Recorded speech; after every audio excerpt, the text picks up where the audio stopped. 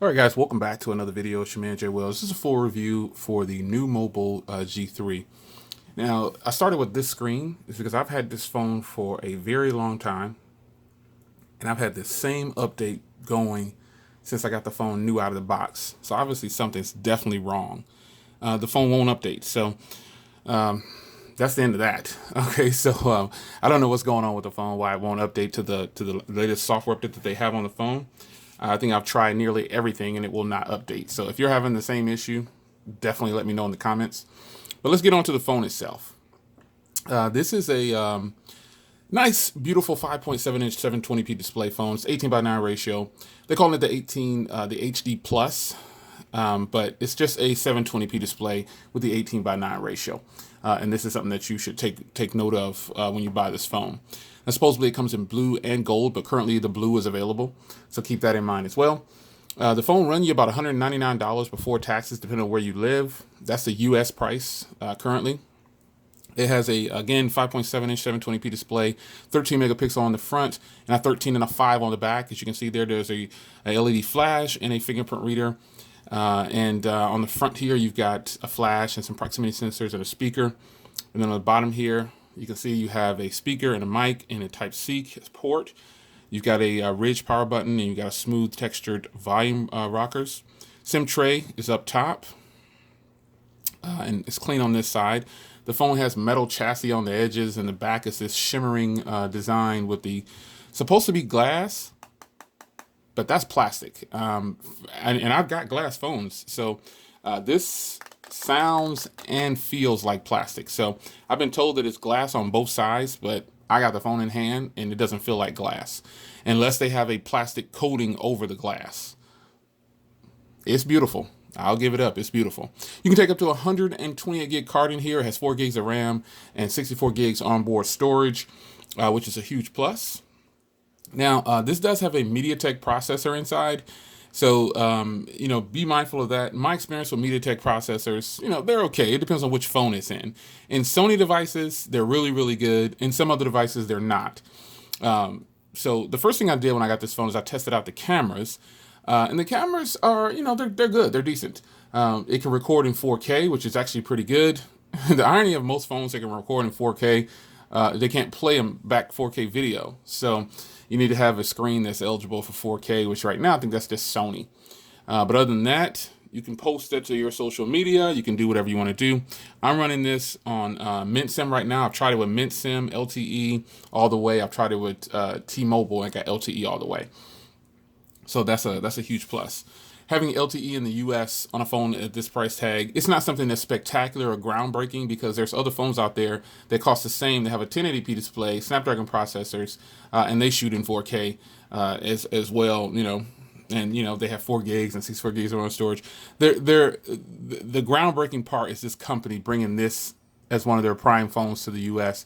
And it's a beautiful phone. Now, while it does look better than some of the other phones that I have in my catalog, it doesn't perform better, and the specs are on the lesser side. So with that being said, day to day, the cameras are great.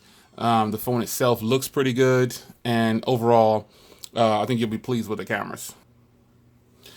Now, speaking of performance, when it comes to performance, you're going to get a stock Android feel on here. This doesn't have Android Oreo as well. That's another thing to take note of.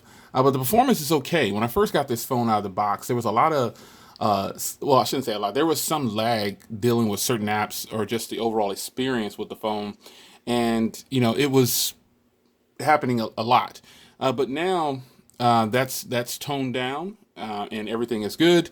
All my social media, everything that I do on a smartphone is running good, and I don't have any problems with it at all. It does have a MediaTek processor, so that's something that you need to keep in mind. One place where this phone does shine is battery life. Since it does have just a 720p display, and it's got such a nice size battery in here, which is 3,000.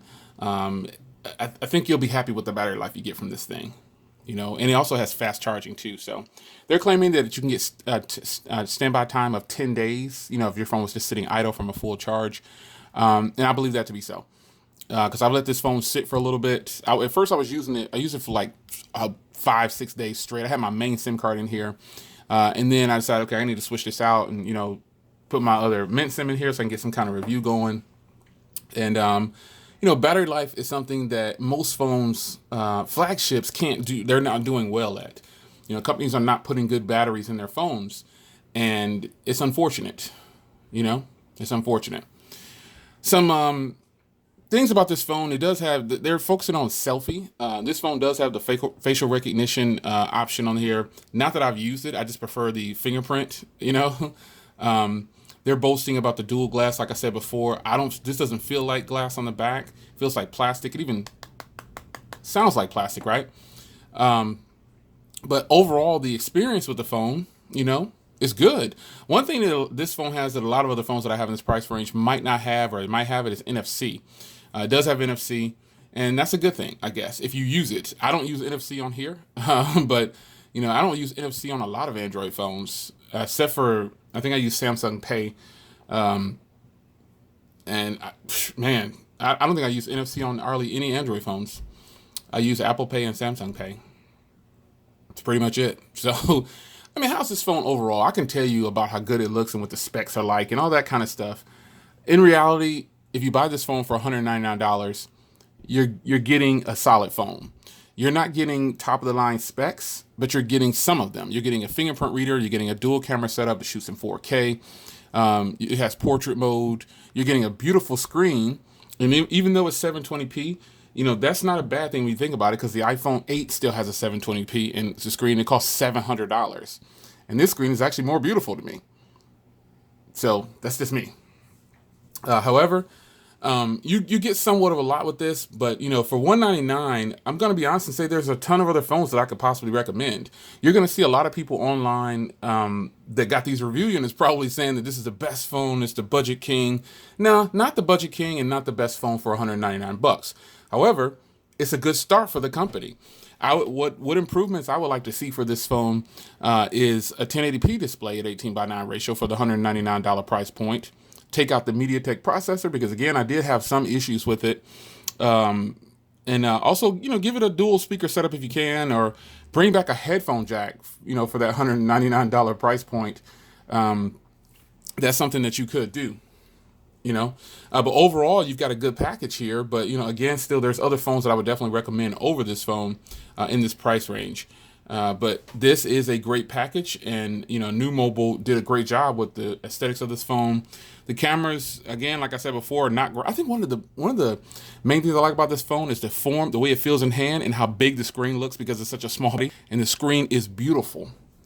And I don't want to say, and it's only 720p, because really, in all actuality, it doesn't even matter that it's 720p to me. It's a good phone, man. The screen looks beautiful. I'm genuinely happy with this screen. So, you be the judge of what you think. I think it's a beautiful display. Get you a close-up. I think it's a beautiful display. Colors pop. And I think you'll be happy with this. I would price this phone at probably about $129. That would be the peak I would want to pay for this phone if I were going to buy it straight out. I appreciate New Mobile sending this over for review. But I think it's going to need some work to catch up with Motorola and catch up with LG, because I've got the LG Q6, and I think it's a little bit better phone than this, just by a hair. Let me grab the Q6 if I got it close by. So the Q6 is definitely one of my favorite phones. It's a compact size as well. It's just booting up, so it might be a little choppy at first, but this is the Q6. As you can see, this has the 18:9 ratio as well, but it has a 5.5-inch 1080p display. And this has a Snapdragon 435 in here with a 3000 battery as well.